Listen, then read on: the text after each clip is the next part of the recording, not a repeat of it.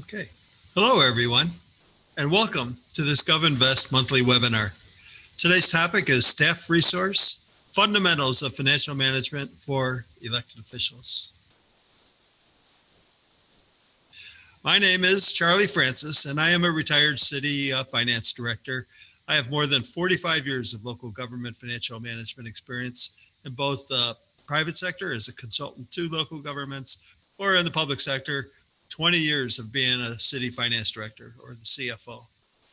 Now I am a senior consultant for GovInvest, and I'm your only presenter today, but I will do my best to keep you engaged throughout the presentation.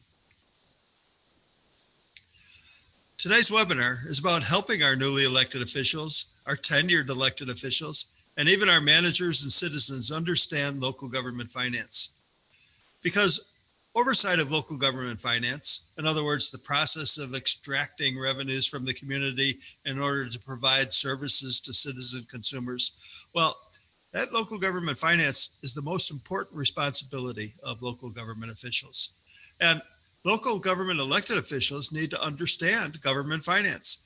They will need resources about government finance, not only to be brought up to speed quickly, but also as they govern, to ensure that they can make calculated and informed decisions when they consider policies that affect the local government's fiscal health.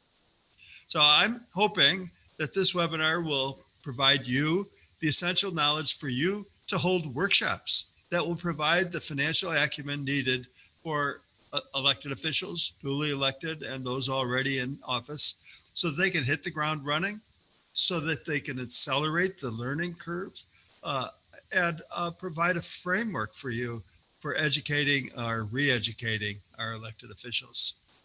But first, let's do some housekeeping. Our next webinar will be November 18th at 11 a.m. Pacific. And hopefully we will know who our next president is by then. Our topic for the next webinar will be announced 2 weeks prior, or right around election day for the president. Okay. After this webinar, we will send out a recording as well as a copy of the slide deck. And I want to make this, as I am your only presenter today, I want to make this as interactive as possible, give you a chance to kind of ask me questions as we go through the webinar, or provide some comments on how you are educating your newly elected and tenured elected officials.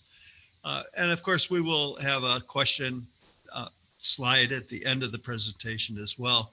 And then after the webinar is over, if you have any questions that pop into your mind, and well, just reach out to Max at govinvest.com, and we'll provide that contact information again at the end of the webinar. So what we're going to cover today are the why, who, when, what, and how of bringing our local officials up to speed on our local government finances. Why should we have a workshop on financial management to give with? You know, what are the 4 factors that are influencing local government financial decisions today, and why they're even more important in today's climate? Who should attend these workshops? When should we have a workshop on financial management for local officials? What should be covered in the workshops? And finally, we wanted to also cover any questions that you have or any best practices that you see. And actually maybe even have an exchange amongst each other that we can monitor through the chat function. So please, I mean, we're all experienced Zoom meetings participants now. We know how to use chat, and I encourage you to do so. Let's make this interactive, so you just don't have to listen to me all the time. Let's just dive right in there right now. Why should we have a workshop on financial management for our local officials? You know, so as I mentioned earlier, if the oversight of local government finance is the most important responsibility of an elected official, why do we see so little of it in the formal settings, right? So I used to have a motto, and it was my brand, so to speak. And its imprimatur was on every document that I prepared: the budget, the CAFR, the PAFR, quarterly updates, almost everything. And my imprimatur was, sooner or later, it always comes down to money. And it's so true, isn't it? You know, every policy decision, every agenda item, every management decision is going to have a ripple effect on your city's finances or your county or your district. And since oversight is the most important responsibility of an elected official, I wanted to make sure that my local officials understood government finance. But it's complex, right? So different than private sector accounting, where, a company will have one set of books. They'll have one balance sheet, one income statement, one cash flow statements. We have many. Hundreds of funds for some cities that are out there right now. And I needed them to understand fund accounting, why we have multiple balance sheets, revenue and expense statements, cash flow statements. They needed to understand the difference between discretionary and non-discretionary revenues so that they could allocate their resources appropriately and measure their financial condition and financial health. So I wanted to have local officials to have access to financial literacy resources. It's not only a lack of resources that we have for budget allocation today, but there's a lack of resources for elected officials to understand governmental accounting. And so I wanted to be that resource, and I wanted to be the place to go if they wanted additional resources. And one of the places that I went to get my resources for local government officials was the GFOA site, where they have their elected officials guide to government finance. And I encourage all of you to have the complete set of the elected officials guide to governmental finance in your office. It was so helpful for me in my years as a finance director to be able to have a resource guide that explained things easily about government fund accounting. When they are elected, or when they are reviewing the proposed budget, or when they are considering the long-term financial plan, they need to have the financial acumen to make the tough decisions that are required. And I wanted them to have a source of fiscal truth. They needed reminders of these financial resources. They needed access to policies, plans, financial position and condition, all the resources to ensure that they can make those calculated, informed decisions I mentioned earlier. So on this next slide, I'm going to cover 4 factors that are having an even greater influence on local government financial decisions. Navigating the increasing complexity of local government finance has become an essential skill for today's local official. Why? Because more than ever, local budgets are extremely sensitive to the politics, to the economic, social and demographic and legal environments. So let's look at these. I'll give you some examples. We'll start with political and citizen involvement. And what appears to be occurring at the local level is that, city and county managers, their legislative boards, they're increasingly using the budget and other tools to better understand what citizens need from government. In fact, citizens now are telling us through the budget process what they want in the budget. It's not just how we used to do it, where internal department heads would sit around and say, here's what we think government needs. Citizens are now telling us what they need.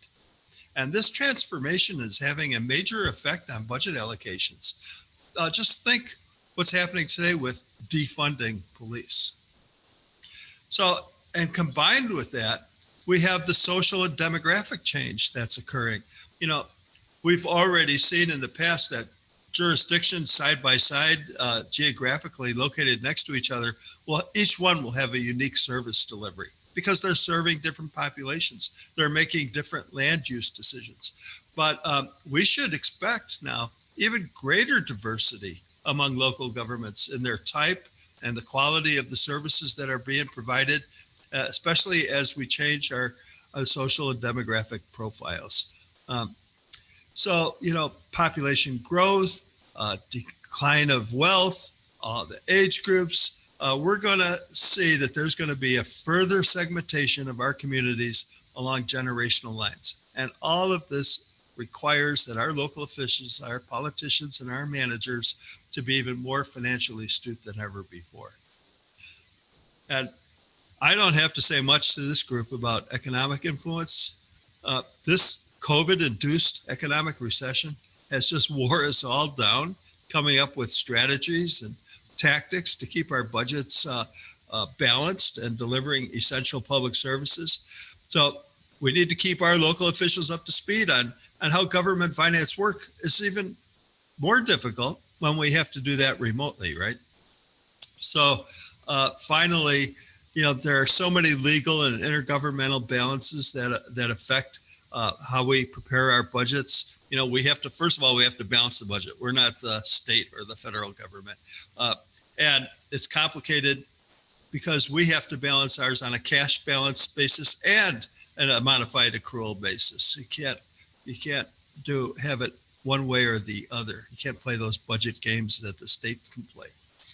We have mandates that come through from the federal and state government, and they say you have to follow this procedure or you have to provide this service. And of course, it doesn't come with the extra money that's required to do that. So that puts even greater pressure. And our politicians then have to understand this may crowd out other services, or this may require us to raise additional revenues just to provide something we didn't provide before.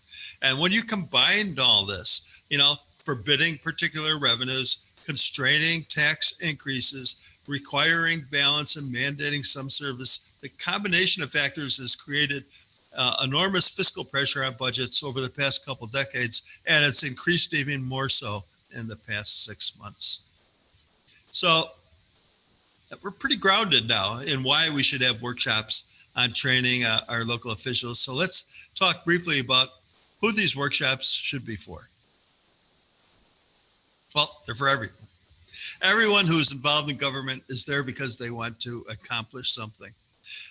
From your tenured city council members to your newly elected officials to employees to citizens that come to your council meetings, they're involved because they want to accomplish something. And regardless of why anyone is involved or what they want to accomplish, they pretty much quickly learn that they have to become if they want to accomplish anything at all, they need to speak the language of public finance. So the goal of workshops that I'm recommending that you hold is to help your elected officials, non-finance managers, citizens, employees speak that language. Or put differently, to help them become financially literate. And they will be financially literate if they understand your government's financial story. And that story has several parts. And those parts will become the major sections of the workshops you present. First part is, how does your jurisdiction get and spend its money? There are so many misconceptions out there about where money comes from, how the money can be used, and then where it goes. And then the second thing is we want to be able to say, how does government finance those big ticket items like infrastructure improvements? And then lastly, are we in sound financial shape? So to that end, these workshops typically cover three main types of information that you're trying to convey as part of your financial story. The first is technical knowledge. Once we've held the workshops, your elected and non-finance managers will have a much clearer sense of how governments collect taxes, analyze costs, borrow money, and prepare financial statements and deliver services all within those constraints. So technical knowledge. The second one are essential questions. We need to train our local government officials on what questions they should know to ask. And we need to know what questions are we prepared to answer, because the first duty is a fiduciary duty, and the second duty is to ensure that public resources are put to their best possible use. So what questions do they need to ask in order to assure the financial health of your government? And then finally, what can't they do? I mean, I remember a city council member who wanted me to set up a hybrid pension system for new employees. And she was insistent that the city should just do it, not recognizing that in California anyway, we weren't legally allowed to set up a hybrid system, meaning that new employees would only be in a 401k and not part of the CalPERS system. Obviously, she didn't listen to that part of my workshop I conducted, or didn't want to hear. So When should we have these workshops for local officials? In my career, I learned to get out in front of city council candidates. I got out in front of them. I published a booklet of financial information, and we will be able to send you a copy of that booklet after this webinar. I organized the materials sort of like a catalog, and I gave it to each candidate when they filed their nomination paperwork with city council. I wanted them to say, here's the fiscal truth of this city. And why did I take this effort? Well, simply put, campaigns, elected official campaigns, often involve a mixture of facts, non-facts, half-truths, downright lies, innuendos. And my motivation was not to prevent these politicians from saying what they have to say in order to win the election. More specifically, nobody can stop those politicians from doing that. But what I wanted to do was establish my brand. I was projecting and preserving that the personal and professional brand I had as the city's chief financial officer. And I wanted to make sure that the people that were running for elected officials knew that my team, my finance department team, were financial strategists. We weren't not just pencil pushers. We provided timely and accurate financial reports, our core purpose, in order to create, enable, preserve, and report value of our city. So, and that branding effort, in fact, was part of a continuous cycle.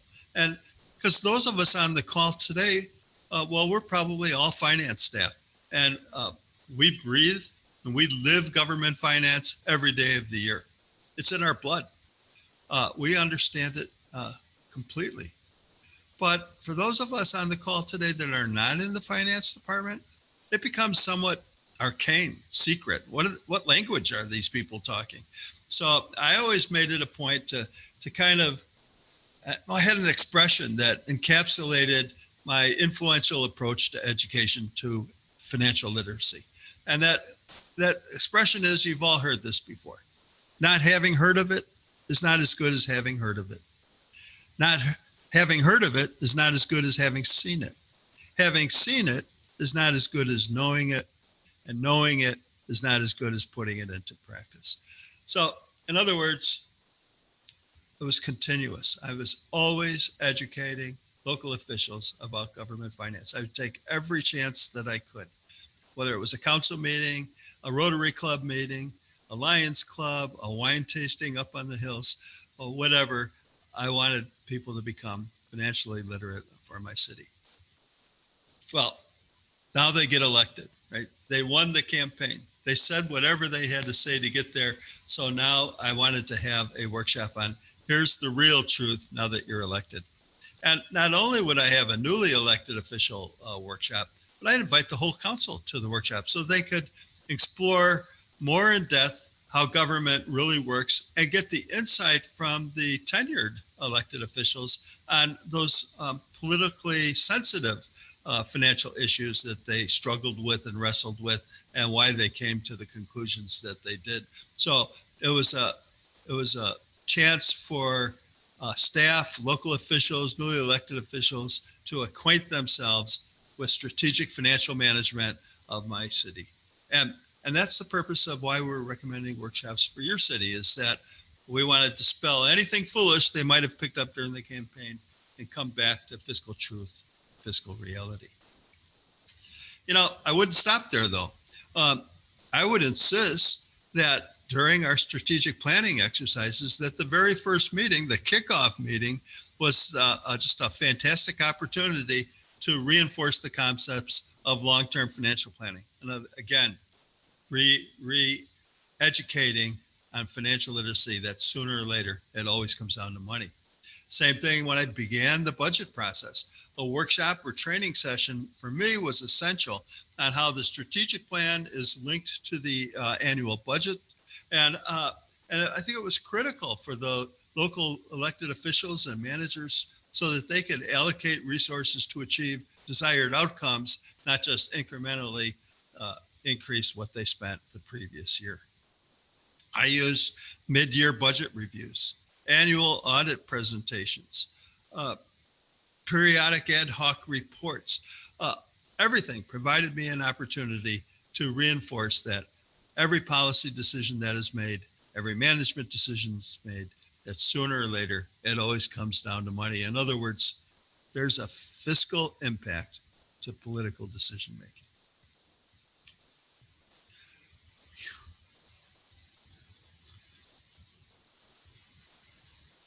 All right. The previous slide, I talked about when workshops for elected officials and non-finance managers should be held.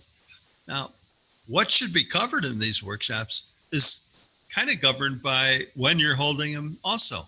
So in other words, kind of like the length and the breadth of workshops is determined by when and for whom the workshop or the education is being conducted. But again, I want to come back to one workshop a year where everyone's involved. This is, and for the newly elected officials, it was so important that I would gauge them in an in-depth discussion on local government financial policies, strategic long-term financial planning, budget creation and monitoring, financial reporting, and fiscal health monitoring. Those were my 5 major topics that I would cover and that we're going to cover in the next session of this presentation today. You know, I used to call sometimes that I would have abbreviated quasi-workshops. Remember I mentioned earlier about having a workshop before strategic planning or having a session before we began the budgeting process. Well, I'd call those quasi-workshops. And what I meant by that is I wanted to address, anytime I addressed the city council, city staff, or citizens, I was giving them, you know, kind of a lecture on government finance. I usually included a reference to the financial policy that the agenda item was addressed, or during strategic and long-term financial planning, how it reflected the policies that the city council adopted, where the budget authority lied when you fill out the fiscal impact section of your staff report. I would talk about how the item is going to be measured, how it's going to be monitored, how we're going to report on the results, and what's the fiscal impact of all of that session. I would conduct a mini workshop at each council meeting, and I would always point to my transparency portal. And oftentimes I hyperlinked in the fiscal impact section of the staff report to the financial data that was in the transparency portal that supported the proposal that was there. In other words, I was always telling people you could trust these numbers. Again, I always had a comprehensive one-day workshop, and I would discuss all the financial policies and give the officials references and linkages to the documents, and because they needed to understand their role in the whole process. All right, let's dive into each one of these topics. Financial policies are the best way to assure a local government's fiscal health. So I made it a point to stress policy in every occasion to educate my local officials. And here's an example of what I would say. I would say, you know, fiscal health is a lot like personal health. It's not what you live for, but it's hard to enjoy your life without personal health. And so like personal health, fiscal health is rarely luck. It's clear, articulated. Fiscal policies are an important foundation for fiscal health. So when we look at cities across the nation that are well known, have a good reputation for being well managed financially, well, they've maintained their financial health through good times and bad. The one thing they have in common are clearly articulated fiscal policies, and they use them in financial decision making. And so there's all kinds of various levels of financial policies. There's your big picture strategic topics, for example, budget policy, long-range planning, debt policy, and others are very specific and practical policies, for example, credit card policies and expense reimbursement. So having a range of policies from big picture to practical helps your government chart a wise course financially and avoid any operational mishaps. And the key for this, again, is another workshop. you know, I would have an annual financial policy workshop where I would review the financial policies and ask the city council to formally adopt them. Usually I did this around budget time. And then I use those adopted financial policies to remind them in every council meeting and every workshop, every discussion, how and why the recommended staff proposal that we were asking council to make, how it is consistent and comports with the financial policies. And there's all kinds of policies. We have budget policies, long-range planning, asset inventory. Here's a list of policies and a roadmap on policies that promote fiscal health. We have a fiscal policy document that I used in my city, and I'm happy to forward that to everyone on the call today if you just write Max and ask for it. And at the end of this session, we'll be recommending some other fiscal policies, other resources that you can use where you can look at what other cities are doing with fiscal policies. But I just ran across this today. It's a new book, research article by Shane Kavanaugh, my friend Shane, from Using Financial Policies to Navigate a Financial Crisis. I'm going to order it and see even more in depth what cities are doing to use policies to get themselves through crises like our current COVID crisis. And there's one policy I want to encourage everyone to kind of get out and dust out right now. We know that CalPERS had a 4.7% investment return. It was one of the best investment returns in the nation by a public employee retirement system. Yet it still fell pretty short of this assumed discount rate, assumed rate of return of investments. And so right now, you should be planning how we're going to prepare today for tomorrow's pension reality of absorbing that loss and that increase in our UAL into future years' budgets. GovInvest has a prescribed methodology for helping your city council use their software to reach financial policy conclusions and decisions. And please just reach out to Max and he can schedule a planning session on how to do that. And we're there to help you with that process as well. And a good example of it is we just assisted the city of Burlingame in presenting to their city council a recommended new policy for meeting those challenges of the future. Okay, my workshops always contained a section of long-term financial planning. And here's what I would say. Long-term financial planning is more important now than ever because of the fiscal challenges facing local government.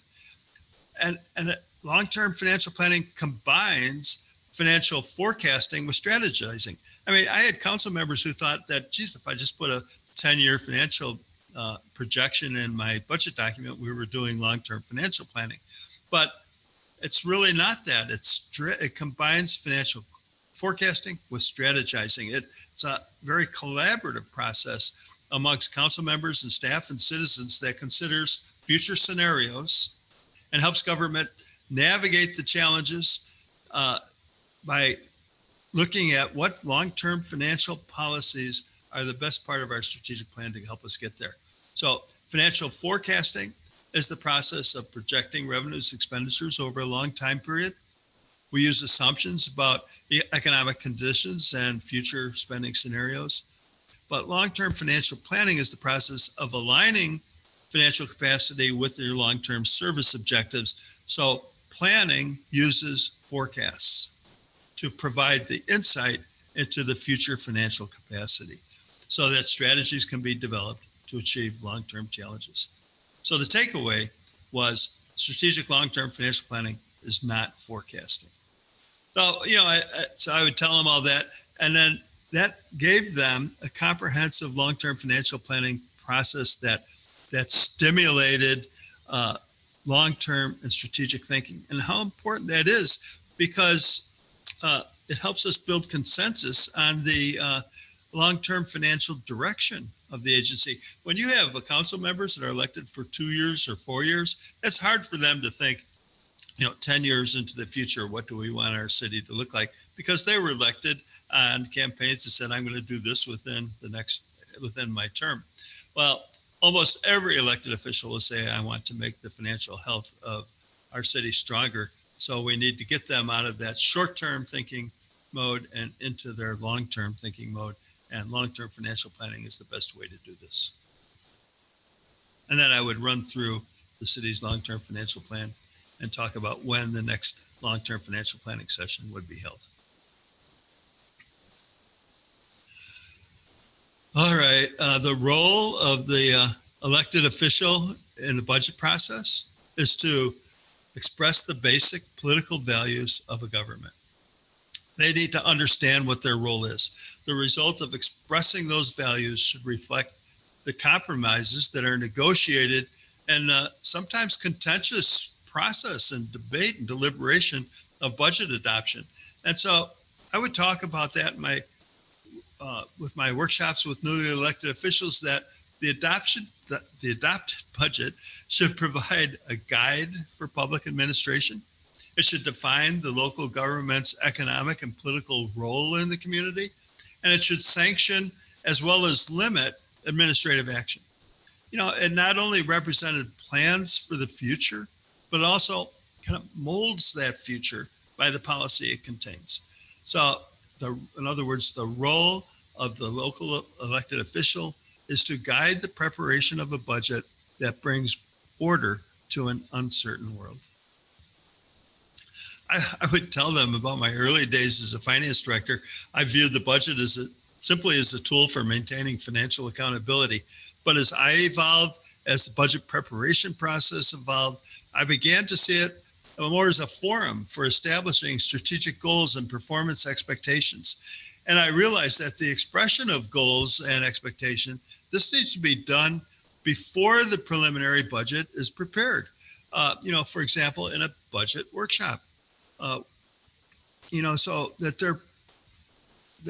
this is conducted sufficiently in advance of the budget preparation, because gone are the days of springing a budget on elected officials in such a manner as they don't have the time to understand and react to key decision points. In other words, I wanted their input before I began the process so that when they got it, there was an expectation of how the budget was going to meet the service delivery objectives that they had set beforehand.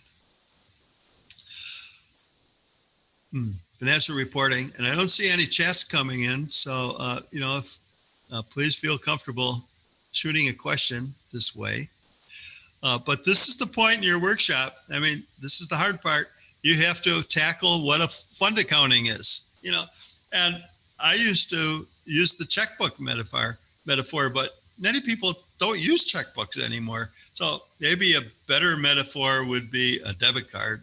I don't know, but there are a lot of examples out there on the web of graphics and YouTube videos that explain fund accounting, but you have to come up with your own method of explaining fund accounting to non-governmental officials. I would then next explain how the annual financial report was structured, this pyramid of moving from transactions up to the combined financial report, and how it answered the three questions that our citizens really cared about. I mean, here's what our citizens care about. Did we receive all the revenues we were entitled to? Did we spend the resources as we were planned? And did anyone steal anything? And if we can answer those questions through the annual financial report, through our interim financial reporting, then it's going to meet the expectations of the community. But it's absolutely essential in your workshop that you cover transparency and accountability. Why is transparency important? Transparency produces accountability, and accountability produces transparency. You can't have one without the other. Accountable people and organizations today know that, sorry about that. They know that real accountability,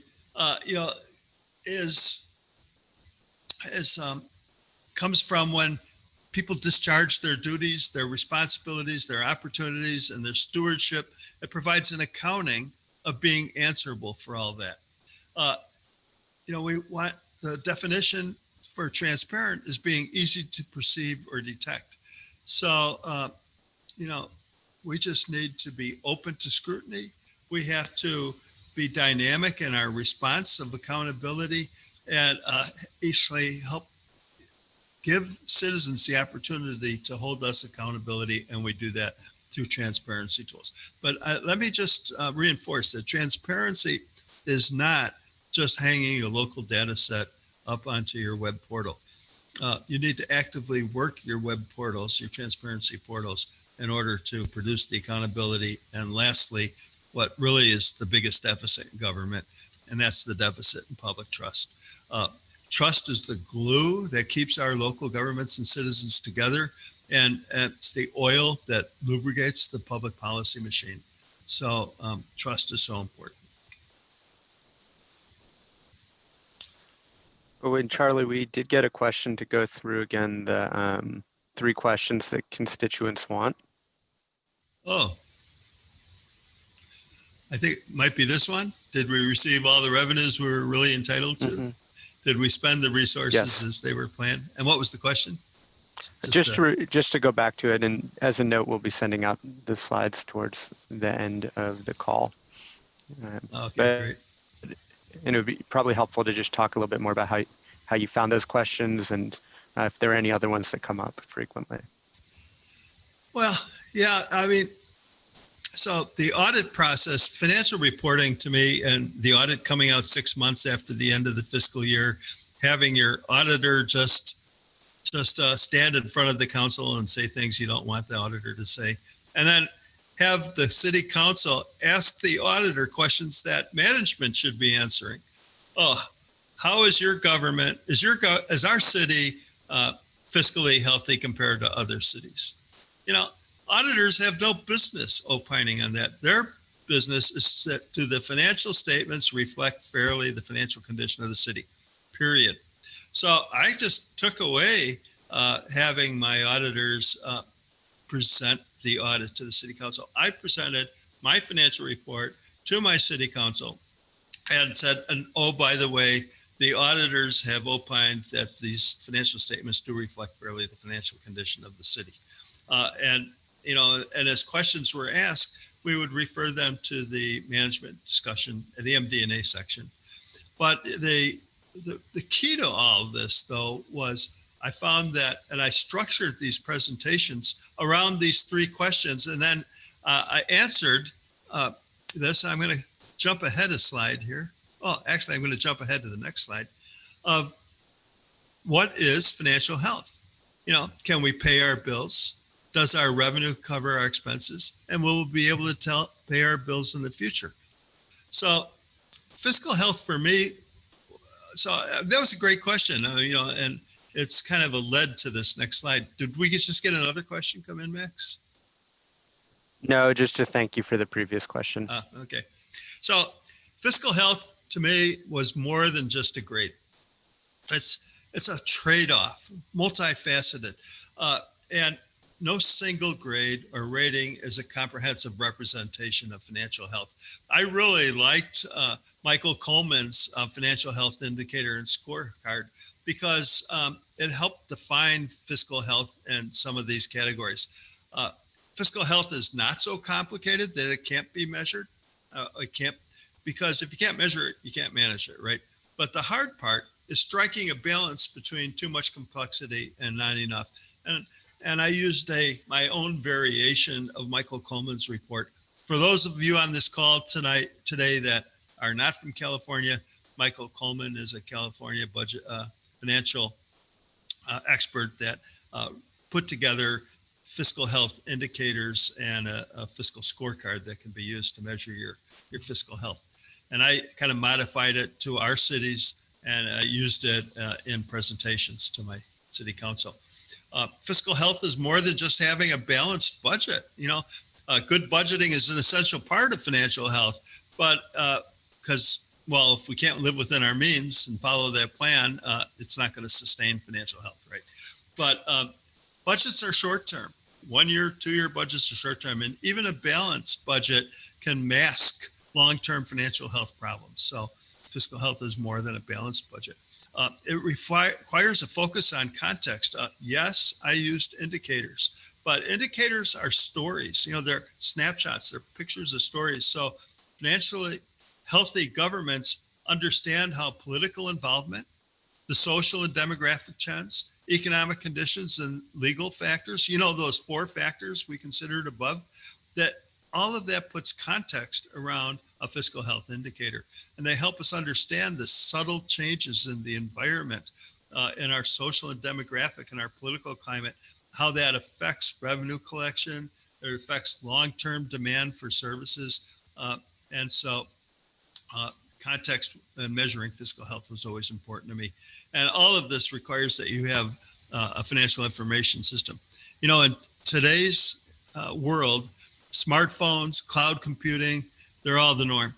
But many local governments have ancient technology. They're still using, technology that was developed 20, 30 years ago. And all of this was heightened during the COVID-induced recession where we had to stay at work from home. How difficult was it for you to prepare budgets if you were still using Excel spreadsheets and Word documents? So a government's finance system should at a minimum allow staff to be able to answer questions at any time, even when you're working at home. Where is our cash? How many jobs are currently vacant? Is a department at risk of overspending their budget? And so I believe investment in technology over the next 2 or 3 years is going to be critically important. It's going to be a smart investment that helps ensure your fiscal health. And we need to tell the elected officials that as well, that finally that fiscal health is everyone's responsibility. It's as much about internal processes and staffing part. It's about rainy day funds and budget variances. It's effective operations management. It's staff being accountable to focus on cost savings. So financial health is everyone's responsibility, which then leads us to understand the financial health, the financial position. Can we pay our bills? If we don't have the resources to pay our bills, then we're going to have to not incur so many bills. Does our revenue cover our expenses? Are we relying on one-time revenues, or are we structurally balanced, as we like to say? And then finally, the solvency. Solvency is huge. There's 4 kinds of solvency.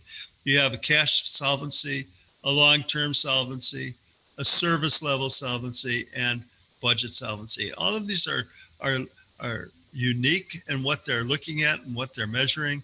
And I just kind of conclude that to improve all of this, to truly understand your government's financial health, your local government officials, you need to go in depth about all of these with them and help them understand how all of these 3 main components intersect and then help them think enterprise-wide and long-term, help them to economize infrastructure by having robust asset management plans. And of course, we need to engage our citizens in a more robust manner than we have in the past. Let them interact during the budget process so they're influencing and telling us, here's what the service levels we need and expect. Well, I've talked a long time, about 45 minutes, and we've covered a lot of ground. Now it's your turn. What questions do you have? Please use the chat box. And I'm going to look to see if any are coming in. Excuse me, I'm going to put my glasses on.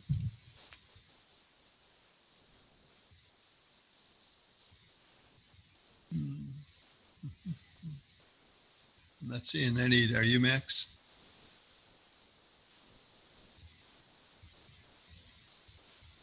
Oh, question and answers. Here we go.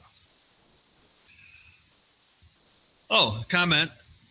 Often visuals, graphs, and other images are excellent for showing council members and the public desired information. Have you found any certain visuals to be wonderful examples for cities to use with their councils and public for best and clear understanding?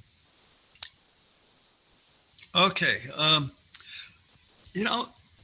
This kind of comes back to a problem I encountered with ancient technologies. I mean, how easy it was for me to prepare charts and graphs in my Excel spreadsheets, but then to copy and paste them and put them into Word documents or to council presentations became very difficult. And I was always an early adopter of technologies. And so when I found some of these new technologies that allowed me to build my budget in the cloud, to standardize all the different kinds of graphs and reporting, it made it so much easier. And yeah, I was always looking for best and clear understandings. But sometimes simpler is the best, and just a line graph that shows that our expenditures are growing at a faster rate than our revenue growth, and that we're reaching an inflection point when we'll be structurally unbalanced. That was pretty powerful in convincing people they needed to take, intervention action today. What revenues do we need to raise? What services should we crowd out? What our use of reserves are in order to stay fiscally healthy going forward. So all that emerged during the long-term financial planning process. Okay, I don't see any other questions coming. Oh, we did. We have a lot of constituent skepticism in our town. How did you manage? Oh, well, I think I did a whole webinar on this one. So first of all, I want to just start off. I started in Sausalito in 2009, right at the beginning of the recession. And my city manager came to me and said, we want to close City Hall one day a week. We don't want to pay the negotiated union increase with our labor groups, and we want to stop all capital investment. And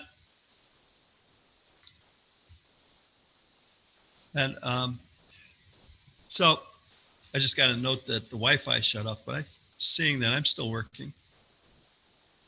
Someone chat and tell me I'm still working. Okay, so I began a campaign. My city had been hijacked by what I call cave people, citizens against virtually everything. This is a constituent skepticism that one of our attendees just wrote about. And so I began a process of helping my very content but silent majority of citizens take their city back from these cave people who had hijacked good governance. Our council was on the cusp of making some very poor policy decisions. I used transparency portals. Now, transparency portals are nothing if you just hang data up there. You have to really work them.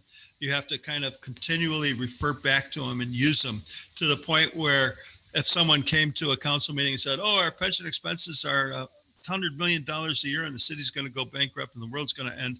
Well, quickly my mayor would say, Charlie, can you pull up on the screen now in front of everyone and see what our pension expenses really are? Oh, they're $1 million a year. And pull up the plan that we have, our pension policy to meet that UAL. Boom, right there, it starts to put people silent because they can't come up with their half-truths, lies, and innuendos anymore if you've got something up there that's pointing to the truth. So you really have to work it. I really worked citizen engagement. I became a friend of every organization within the community. They would invite me to speak. I loved to come and speak. And then I would always point them back to our portal. Here's the fiscal truth. You can trust us. I would hyperlink to the audit. Now, no one ever reconciled my portal to my audit, but by putting it there, I was saying you can trust these numbers. So it was a subliminal. It was active. A very focused effort on winning back trust. And when you make trust your goal, you will find many, many ways and strategies and tactics to achieve that goal. Any suggestions how to start this all in bite-sized pieces for electeds? Yep, I do. And one of the things that we can provide for you is sort of like that document that I sent out to my people that have filed to be a candidate for election. And,